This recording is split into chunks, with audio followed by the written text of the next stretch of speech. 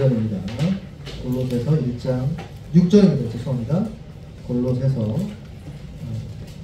1장 6절입니다. 골로새서 1장 6절 한 절입니다. 골로새서 1장 신약성경 324쪽에 324쪽 1장 6절. 네, 짧은 한 절이니까요. 천천히 한번 합독하도록 하겠습니다. 같이 읽죠. 시작. 이 복음이 이미 너희에게 이르매 너희가 듣고 참으로 하나님의 은혜를 깨달은 날부터 너희 중에서와 같이 또한 온 천하에서도 열매를 맺어 자라는도다. 네, 한 번만 더 읽을까요? 시작. 이 복음이 이미 너희에게 이르매 너희가 듣고 참으로 하나님의 은혜를 깨달은 날부터 너희 중에서와 같이 또한 온 천하에서도 열매를 맺어 자라는도다. 아멘. 네, 골로새서의 주제에 대해서 지난주에 우리가 살펴봤습니다. 예수님이면 충분하다가 골로새서의 주제라고 말씀드렸죠. 예수님이 신성의 모든 충만한 것이 육체로 거하시기 때문에 그분 안에 다 있다라는 거죠. 그러니까 성부의 모든 능력, 지혜, 영광, 거룩함이 예수님에게 100% 다 있다. 그래서 옛날 표현이죠. 호모 우시우스라는 단어를 기억하실 겁니다. 하나님과 예수님은 똑같은 하나님이시다. 그러니까 우리가 충만해지기 위해서는 다른 어떤 걸 하는 게 필요한 게 아니라 그 예수 안에 들어가서 그분이 갖고 있는 신성의 충만함을 내 것이 되게끔 하기만 하면 나는 충만해질 수 있다까지가 지난주에 설교였습니다.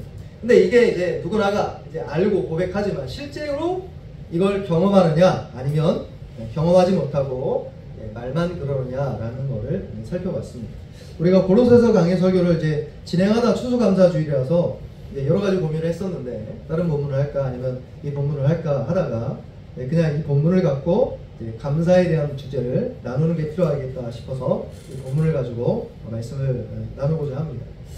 오늘은 추수감사주일이기 때문에 감사에 대한 주제를 이제 나눌 텐데요. 감사에 대한 이야기이기보다는 감사는 어떻게 나올 수 있느냐를 좀 살펴보려고 합니다. 감사는 열매입니다. 따라합시다. 감사는 열매다. 그러니까 감사는 그냥 나오지 않고 어떤 것이 있어서 열매를 맺게 한다가 오늘 설교의 주제입니다. 1장 6절 다시 한번 보시죠. 골로새 1장 6절 제가 천천히 다시 읽어드리겠습니다.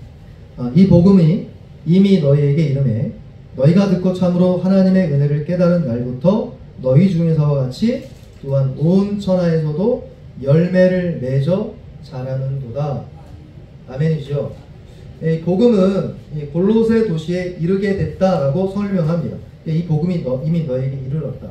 이 골로새라는 지역이 에베소 아시죠? 에베소에서 한 대략 이제 내륙 지역으로 어떤 사람들은 120km 떨어졌다는 사람도 있고 이제 160km 떨어졌다고 하는데 대략 그 정도 되는 거리죠.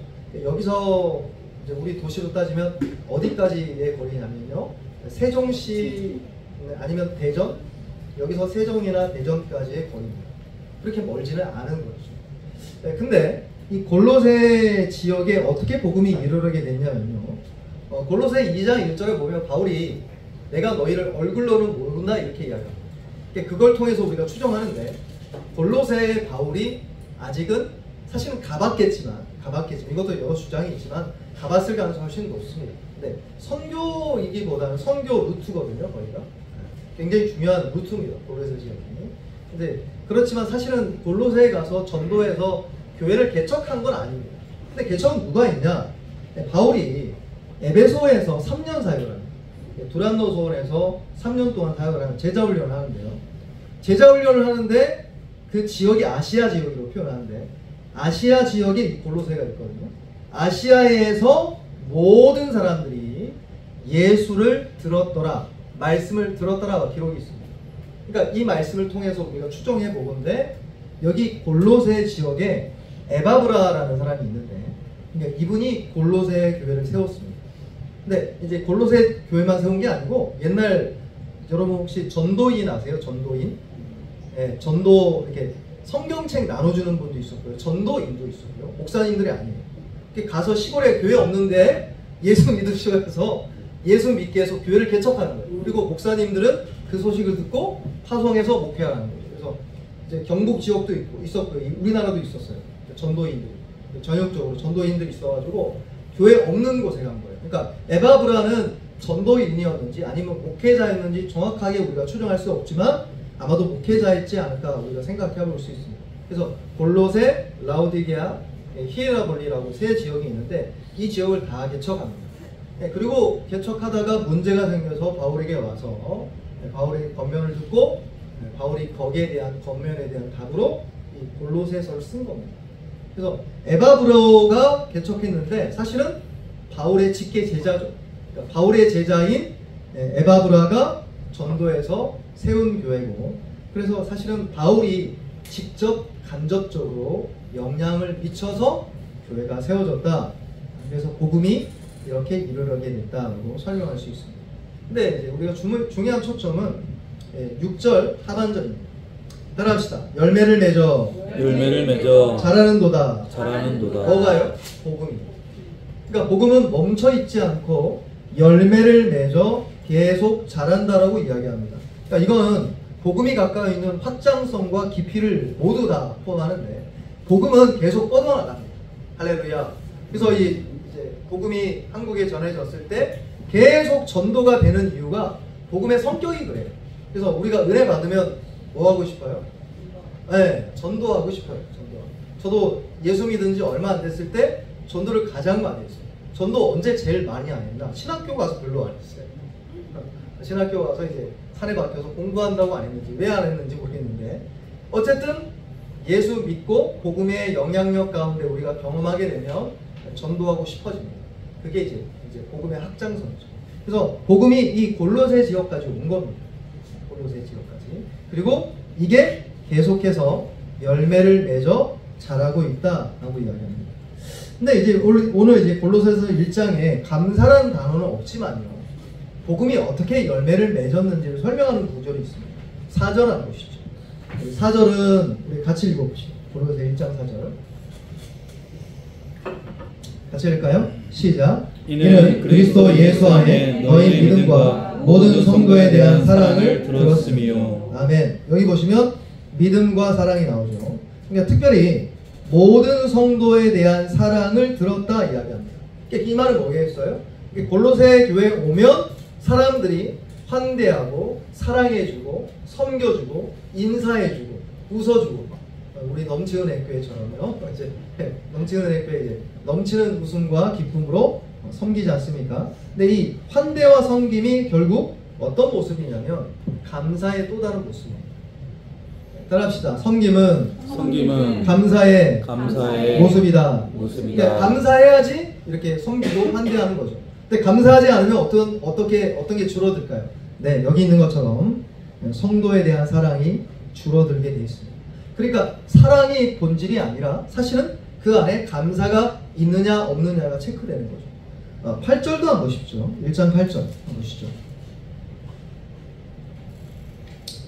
네, 같이 읽을까요? 시작. 성령 안에서 너희 사랑을 우리에게 알리니 아니라. 아멘. 여기 성령 안에서 골로새 교회의 너희의 사랑을 지금 바울에게 알렸다 이야기합니다. 자, 아까 말씀드렸던 것처럼 골로새 교회를 개척한 사람이 아니에요. 개척은 자기 직계 제자가 한 겁니다.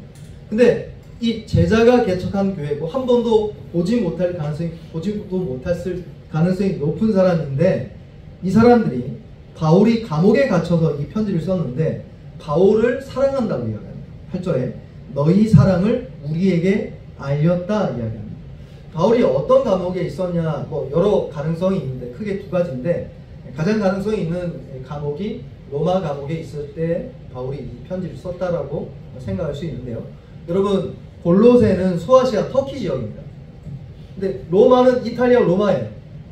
그러면 이탈리아 로마에서 터키 지역까지 얼마나 걸릴까요? 지금도 많이 걸리겠죠.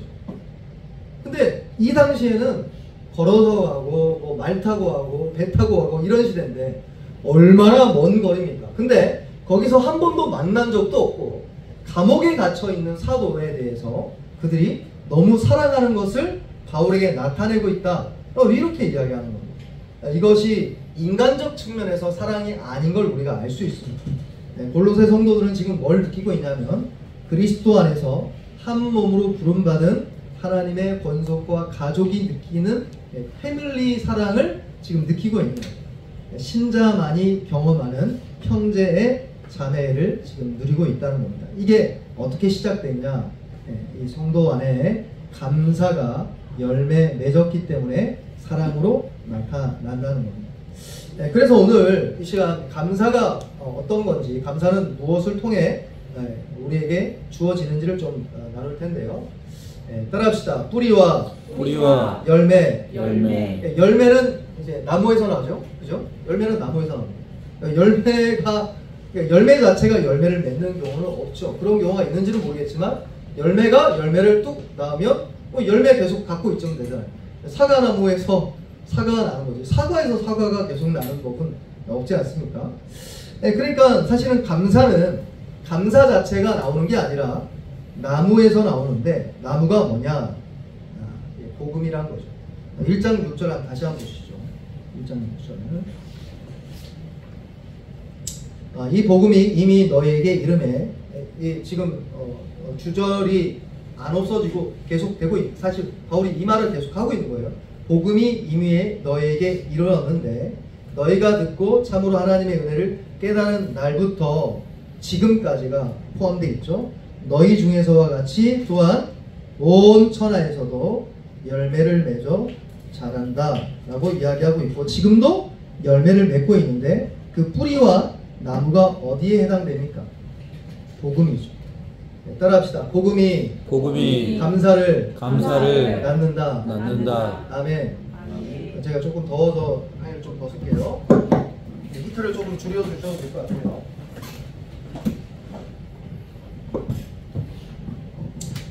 복음은 그리스도 안에서 구속하시는 하나님의 선물인데, 복음을 그리스도 안에서 하나님의 선물이라고 설명하는 건 이유가 있습니다. 복음은 그냥 윤리강령집이거나 이렇게 해야 된다가 아니라 예수님 안에 감춰져 있습니다. 할렐루야. 그래서 로마서 1장 2절에 이렇게 이야기합니다. 들어보시죠. 복음은 우리가 생각하는 거랑 정의가 다릅니다. 로마서 1장 2절에 이렇게 이야기하는데, 이 복음은 하나님이 선지자들을 통하여 그의 아들에 관하여 성경에 미리 약속하신 것이다. 이렇게 이야기합니다. 따라합시다. 복음은 예수님에 대한 것이다. 예수 안에 있고 예수님의 인격 안에 복음이 담겨져 있는 겁니다. 그러니까 복음은 성경이라고 표현할 수도 있겠지만 사실은 성경이기보다는 성경에서 말씀하는 예수 그분 안에 복음이 담겨져 있다라는 거죠. 그래서 사실은 예수 안에서 우리가 구원을 받는 게 거기에 있는 것이죠. 그래서 사도는 죄인에게 구원을 가져주는 하나님의 좋은 소식을 예수님 그분의 인격 안에 다 들어있다라고 해서 이렇게 묘사를 하는 겁니다. 그래서 우리가 열매를 맺기 위해서는 예수님이 누군지, 예수가 어떤 분인지를 내가 실제로 경험하는 데서 찾아온다는 겁니다. 제가 이제 산스크리트 교수가 어떤 일을 하는지 모르겠어요. 산스크리트어가 있죠. 이제 동양어겠죠. 근데 실제로 이제 막스 밀러라는 분이 이제 옥스퍼드 대학에 산스크리트라는 이제 과가 있나봐요. 거기 교수로 40년 동안 일했는데요. 이분이 자기가 경험한 바를 나눕니다. 그러니까 이제 이방 종교하고 실제로 기독교가 어떻게 다른지를 설명하는데요. 제가 그걸 조금 읽어드리겠습니다. 나는 옥스퍼드 대학의 산스크리트 교수로서 40년간 나의 의무를 수행하는 동안 세상의 그 어떤 다른 사람처럼 많은 시간을 동양의 책들을 연구하는 데 바쳤다고 말할 수 있습니다.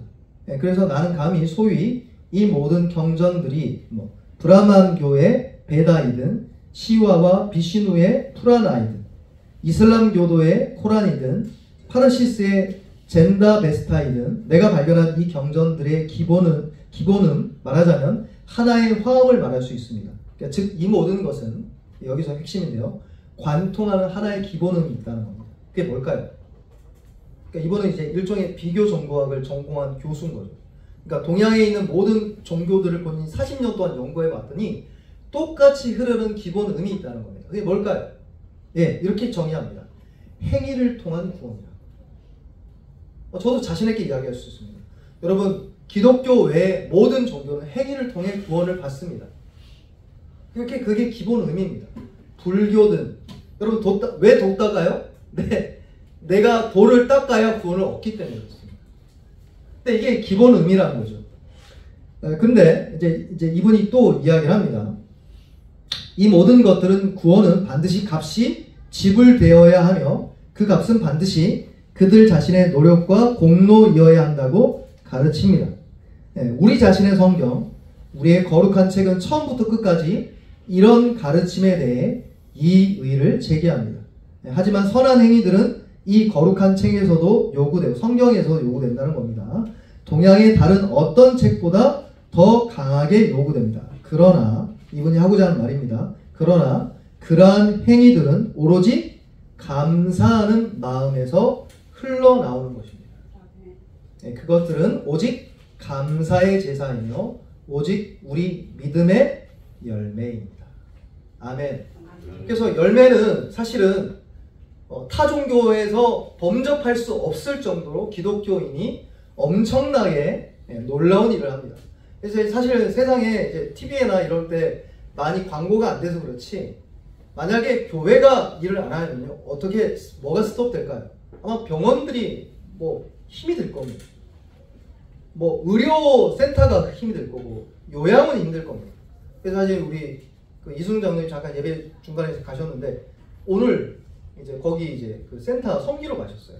거기도 예배 드린다고 하셔서 갑자기 이제 이야기를 하셔서 가셨어요. 근데 의료재단, 노인복지, 요양원 다 어디랑 연관되어 있다고 생각하십니까? 교회랑 연관이 있어요. 그러니까 교회 너무 미워하지 마세요. 우리를 안 미워하죠. 세상이 미워해서 그렇죠. 사실은 한국이 세워질 때도 교회가 들어와서 병원 세우고 학교 세우고, 그러니까 교회가 아니면 한국 근대는 꿈도 못 꾸는 상황이에요. 제가 한 가지 좀 알려드릴까요? 여러분 모르시나, 아무도 모를 건데, 한글을 세종대왕께서 지었다고 여러분 아시죠? 예, 맞습니다. 근데 한글을 왜 조선 왕조 500년 동안 안 썼을까요? 이유가 있습니다. 한자를 더 좋아해서요? 아니, 서민들은 한자 모르는데요? 왜 안 썼을까요? 일반화되지 않았는데 그 이유가 있습니다. 뭔 줄 아세요? 제가 최근에 알았습니다. 선교 준비하다가 해외에 있는 선교사님들이 한국어가 있다는 걸 알게 된 거예요. 이분들이 왜 알게 됐냐? 한글로 성경을 번역해야 되니까. 근데 문제는 한글이 이런 식으로 쓰여 있잖아요. 그리고 옛날 훈민정음 여러분 보셨어요? 지금 언어하고 좀 달라요. 완전히 다른 언어예요. 읽기가 힘들어. 그리고 선교사님이 봤더니 이 단어마다 띄어쓰기가 없었대요. 그 누가 한 줄 아십니까? 네, 세종대왕이 한 게 아니에요. 선교사님들이, GBT 선교사님들이 와서 한글을 사실은 제2의 창조를 한 겁니다. 여러분 처음 들으시죠? 그리고 실제로 한국어가 보급된 게 뭘로 된 거 안 줄 아세요? 네, 성경으로 된 거예요. 제가 실제로 대구에서, 우리 이경희 장로님도 대구 출신이시지만 대구에 사역할 때 권사님들이 이렇게 앉아 계세요. 근데 이분들이 초등학교도 안 나오셨어요. 옛날에 학교를 안 나왔으니까. 근데 성경을 얼마나 많이 읽든지, 근데 성경을 어떻게 읽게 됐나 이렇게 물어봤더니, 아이고 목사님 자기들이 처음에 예수 믿기 전에 한글도 몰랐대요. 한글도. 어떻게 한글을 알게 됐어요? 했더니 거기 목사님이 개척한 교회거든요. 그 원로 목사님이 개척한 교회인데, 원로 목사님하고 사모님이 개척을 했는데 성도들한테 성경을 가르쳐야 되는데 한글도 모르는데 성경을 어떻게 알게? 그래서 뭐 하냐면 한글 학당을 하셨대요, 교회에서. 그래서 사모님이 한글을 가르치셔. 그러니까 아직 살아계셔, 그 사모님. 한글을 가르치고 나서 어떻게 했냐? 성경을 읽힌 겁니다. 사실은 한국도 그렇고 세계도 그렇고, 사실은 교회가 세상이 감당할 수 없는 능력의 일들을 많이 한다는 것이죠. 근데 그것 자체가 뿔이나 나무나 어떤 그냥 이유가 없는 것이 아니라 사실은 그 모든 것에는 복음이 있다라는 겁니다. 그래서 복음 때문에 그 그분들이 선교하고 복음 때문에 감사해서 그 모든 놀라운 일들을 하게 됐다는 겁니다. 그래서 이 모든 행위들은 어디에서 흘러나오나 감사하는 마음에서 흘러나온다는 겁니다. 따라합시다. 복음은 감사를 낳고 감사는 선함을 낳는다. 여기에 담겨 있습니다. 그러니까 감사는 그냥 나오지 않고 여러분과 제가 복음을 얼마나 이해하고 경험하는지에 따라 달라지게 되어 있다는 겁니다. 감사하면 다 모든 것이 형통하고 잘 되게 되어 있다는 것입니다.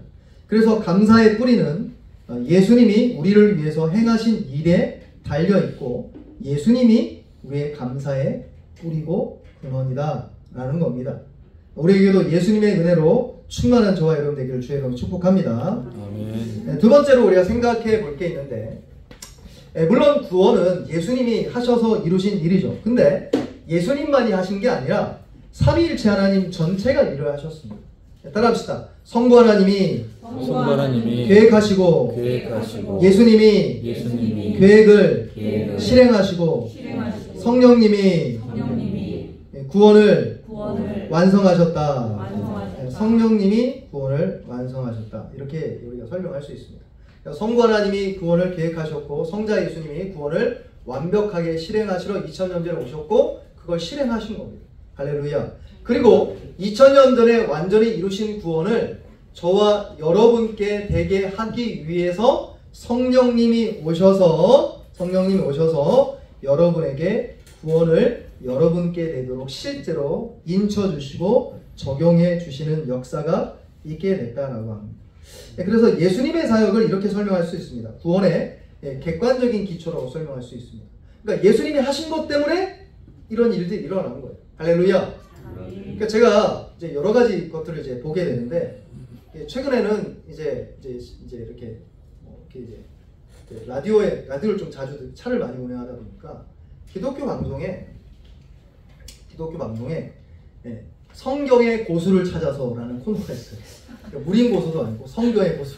그래서 온갖 목사님들이 나와요. 제가 한 번도 들어보죠. 근데 똑같아요. 뭐가 똑같은 줄 아세요? 이걸 이렇게 둬야 돼요. 기도의 무린 곳을 찾습니다. 기도하는 분들 나오고 똑같아요. 그러니까 성경의 고수든 기도의 고수든 사실 똑같더라고요. 뭐가 똑같냐? 따라합시다. 예수님이 이미 하셨다. 사실 기도도 똑같아요. 기도도 여러분 누군가가 기도해서 낫잖아요. 사실은 그 사람이 기도해서 난 게 아니고 예수님이 이미 여러분의 질병을 고친 거예요. 할렐루야. 그러니까 십자가 아래 법정적으로 죄에 대한 근본적인 고리가 끊어졌기 때문에 죄의 영향력이기 때문에 질병이나 아픔은 근본적으로는 끝난 거예요. 하나님의 때가 되면 그때마다 하나님이 당신의 은혜를 부어주는 거죠. 근데 왜 제가 이제 성경의 무린 고수 그 목사님들 나와서 하는 이야기 똑같더라고요. 뭐냐? 하나님이 나를 위해서 너무도 큰 은혜를 부어주셨다. 이미 구원은 이루어졌다. 할렐루야. 네, 그걸 성경을 백독, 천독, 백독한 분도 있고요. 어떤 목사님이 천독했대요. 천독을 얼마나 해야 되는지 모르겠지만 나이도 안 많아요. 천독했대요. 그리고 어떤 목사님은 백독을 하는 과정을 설명하는데 드라마틱하더라고요. 네, 하나님께서 우리의 구원을 완전히 이루셨습니다. 그래서 예수님이 이루신 구원을 객관적인 기초라고 할 수 있는데 이 객관적 기초 때문에 여러분과 제가 지금 신앙생활을 할 수 있는 겁니다. 그리고 감사할 수 있고, 그리고 이 객관적 기초를 실제 여러분께 되도록 성령님이 찾아오셔서 여러분에게 은혜와 은사를 부어준다는 겁니다. 하나님이 여러분을 부르셨습니다. 네, 따라합시다. 하나님이 나를 부르셨습니다. 할렐루야. 우리 정 목사님도 오늘 오셨는데 어젯밤에 잠을 설치셨대요. 교회에서 불러주시고 또 주일학교 아이를 만나주시고 부르신 거예요. 그러니까 하나님이 저와 여러분을 부르신 겁니다.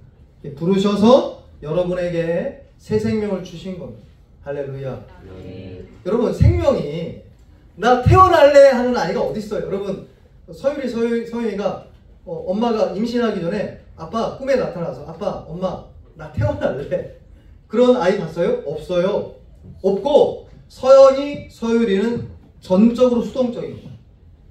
사실 엄마 아빠도 몰라요. 이 아이가 어떻게 태어나고 어떻게 과정을 몰라요. 그냥 하나님이 주신 겁니다.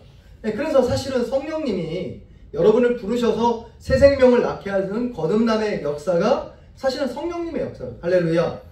믿음도 성령님의 역사입니다. 여러분 처음에 여러분 이런 거 많이 하셨죠. 처음에 예수 믿을 때 자 예수 오늘 믿을 사람 일어나시오. 자 저를 따라하세요. 예수님 나의 죄를 위해서 돌아가신 일을 내가 믿습니다. 내 모든 죄를 용서하여 주세요. 예수님 이름으로 기도합니다. 여러분 이런 영접 기도 얼마나 많이 하죠. 저는 예수 믿고 나서 한 7번 8번 했던 것 같아요. 진짜로 7번 8번. 왜 교회에서 맨날 시키니까. 새 생명 축제할 때도 이미 믿었는데 또 일어나가지고 해야 될 것 같아요. 왜 그런 거 아세요? 내가 또 죄지으니까. 내가 또 옛날로 돌아가는 것 같아요. 근데 생각해 보세요. 내가 믿는다는 거 언제 알아요? 믿고 난 다음에 알아요. 어떻게 알았을까요? 그러니까 믿어지니까. 할렐루야. 내가 믿습니다 해서 믿는 게 아니라 그냥 믿어져요. 어느 순간. 근데 그것도 결국 성령님이 주셨다는 것이죠.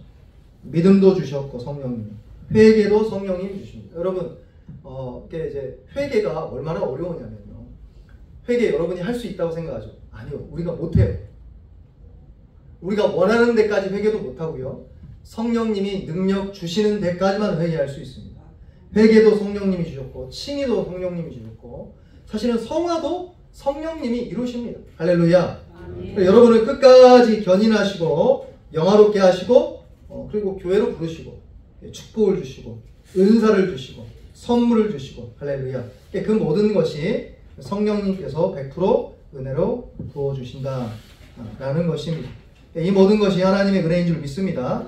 근데 우리가 좀 생각해 볼 게 있어요. 제가 이렇게 말씀드리면 감사가 올 때까지 기다리면 되겠구나 라고 여러분이 생각합니다. 전혀 안 그렇다는 걸 제가 말씀드리고 싶습니다. 빌립보서 2장 찾아보십시오. 빌립보서 2장 12절에서 13절입니다. 빌립보서 2장 12절에서 13절 말씀입니다. 여러분들도 지금 영적 전투를 하고 계시죠? 우리 아이들도 지금 우와 하면서 영적 전투를 하고 있어요. 2장 12절 13절. 자, 빌립보서 2장 12절 13절. 유명한 구절인데요. 한번 보십시다.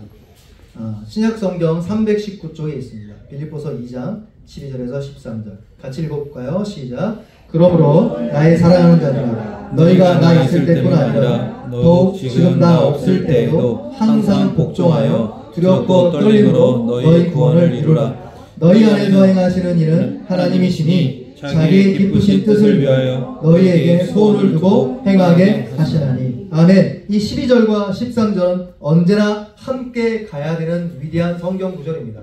12절만 여러분이 붙잡고 있을 때는 여러분이 하는 것 같습니다. 여러분이 아무 이유 없이 여러분이 구원을 이루기 위해 애써야 되는 것 같습니다. 아까 그러면 누가 됩니까? 아까 막스 밀러가 이야기한 것처럼 비교 종교학처럼 다른 종교에서 하는 것과 똑같은 것이 나타납니다. 그러니까 기독교가 아니라 종교가 되어버립니다. 그렇죠. 근데 이때 13절이 저와 여러분에게 주어지는 겁니다. 13절 한번 보시죠. 같이 읽죠. 시작. 너희 안에서 행하시는 이는 하나님이시니 자기의 기쁘신 뜻을 위하여 너희에게 소원을 두고 행하게 하시나니. 아멘. 두렵고 떨림은 여러분이 하는 거죠. 하나님이 두렵고 떨지 않죠. 여러분과 제가 두렵고 떨림으로 우리의 구원을 이루어 가라라고 명령하고 있습니다. 그래서 성경은, 복음은 명령법도 있는 거예요. 근데 그 명령법은 사실은 명령에 기초한 게 아니라 서사와 진술과 선포와 은혜에 기초하고 있다라고 13절이 설명하고 있습니다. 13절 보시죠. 너희 안에서 이미 하나님이 어떤 일을 행하고 계신데 어떤 일을 하고 계시냐? 너희가 지금 복종하고 두렵고 떨림으로 너희 구원을 이루어 가기를 원하고 그렇게 가고 있느냐? 사실은 하나님이 너희 안에 하나님에게 또 하나님께서 구원을 향해서 소원을 너에게 이미 주셔서 너희가 두렵고 떨림으로 하나님께 구원을 이루어 가도록 하나님께서 이끄시는 거다라고 이야기합니다.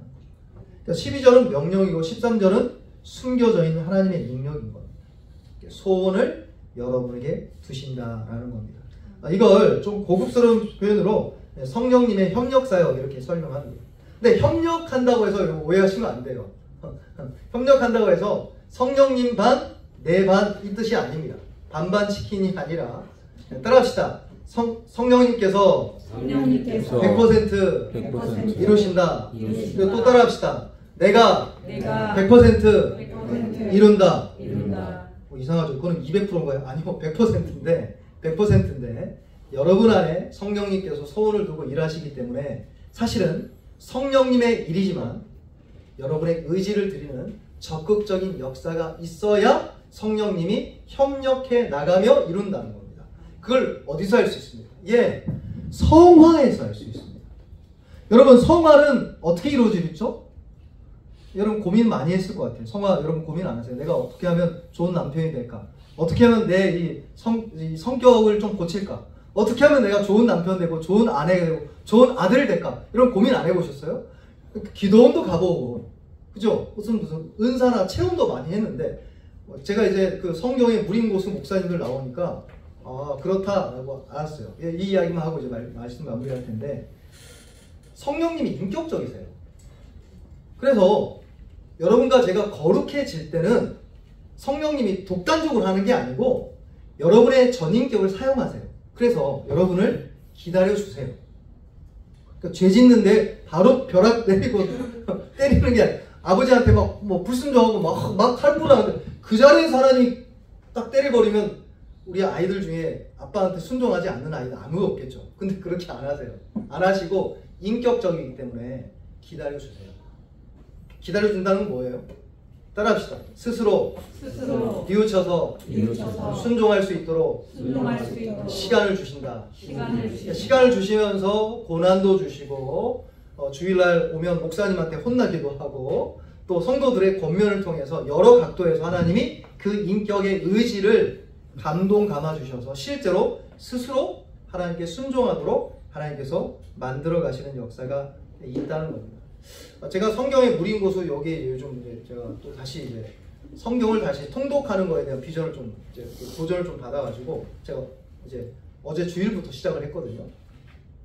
앱으로 듣는 거 말고 성경 그대로 그냥 한 달에 1독씩 이제 이야기하시더라고요.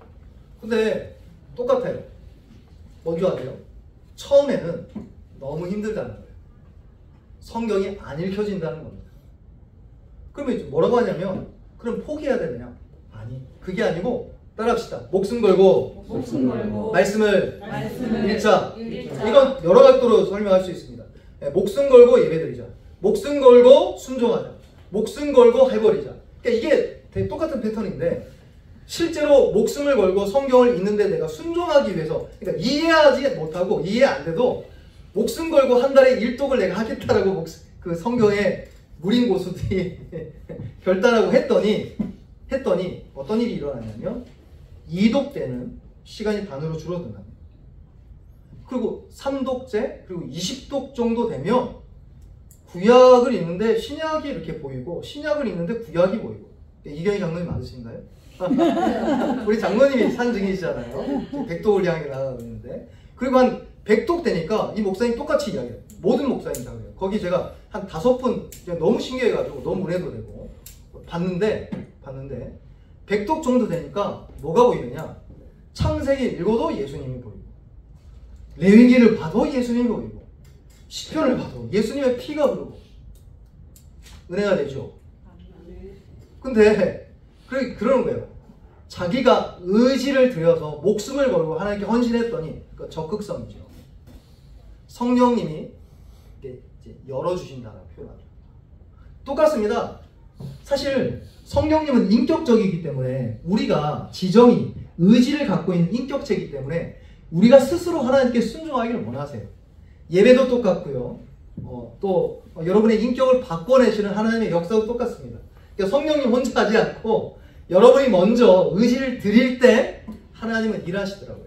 사실 기도도 그렇습니다. 기도도 처음부터 기도 3시간, 4시간, 뭐 조용기 목사님 하루에 5시간 하셨는데 처음부터 그래? 아니요, 그게 아니고 처음부터 되는 게 아니고, 나 하나님 기도하고 싶어요. 잘하고 싶어요. 그래서 그냥 첫 걸음이죠. 10분씩 기도하다가 30분씩 기도하다가 1시간씩 기도하다가 의지를 드리고 계속 견디고 견뎠더니 그러니까 기도가 줄줄줄 나오는 거죠. 네, 하나님께 여러분의 감사를 올려드리기를 주와 여러분 축복합니다. 이게 감사는 자동으로 주어지는 게 아니라 예수님이 우리에게 주신 은혜의 복음을 주목하고 바라볼 때 찾아오는 것인데, 그 바라보는 그 역사가 사실은 여러분의 의지를 들여 성경을 읽고 기도하고 예배를 드림으로 하나님의 은혜를 향해 여러분이 나아갈 때 감사의 바람과 향기가 여러분과 저에게 찾아오게 된다는 것입니다.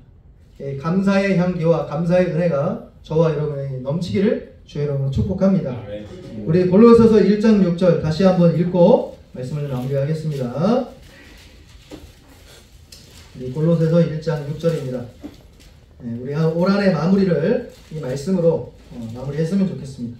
1장 6절 같이 읽읍시다. 시작. 이 복음이 이미 너희에게 이르매 너희가 듣고 참으로 하나님의 은혜를 깨달은 날부터 너희 중에서와 같이 또한 온 천하에서도 열매를 맺어 자라는 거다. 아멘. 마지막으로 따라합시다. 감사의 열매를 맺읍시다. 예, 맺기 위해서 여러분의 의지를 들이셔야 돼요. 의지를 드린다는 게 뭐예요?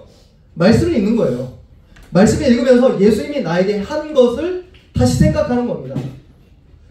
그걸 계속 하는 겁니다. 실패 괜찮아요. 뭐 졸려도 괜찮고 뭐 이렇게 성경 읽다가 실패해도 괜찮습니다. 근데 계속 의지를 들이다 보면 하나님이 나에게 허락하신 은혜와 그 감사가 다시 새롭게 될 것이고 여러분과 저에게 감사의 열매로 맺혀지게 될 것이고 우리가 충만한 삶으로 하나님 앞에 나아가게 될 줄 믿습니다. 그런 은혜가 저와 여러분의 길을 예수님으로 축복합니다. 우리 함께 통성으로 한번 기도할까요? 우리 기도했습니다.